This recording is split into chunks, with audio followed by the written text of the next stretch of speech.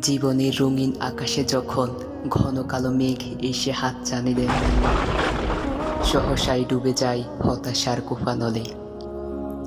কিন্তু পরক্ষণেই স্মরণ হয়, মেঘ না এসে যদি হঠাৎ করে জীবনের আকাশে কাল বৈশাখী ঝড়ের আগমন হতো, তখন তো ভেসে যেতাম ধ্বংসের দ্বার প্রান্তে।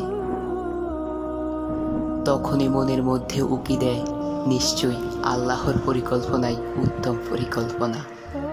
মাঝে মাঝে এই দুনিয়ার মানুষদেরকে ধন্যবাদ এবং সেলুট জানাতে ইচ্ছে করে, কেননা তাদের বলা কিছু কথা এবং দেওয়া কিছু ব্যথা স্মরণ করিয়ে দেয় যে আমার রবের পরিকল্পনাটাই উত্তম পরিকল্পনা ছিল। للحب للسعادة للتغيير يا رب قرر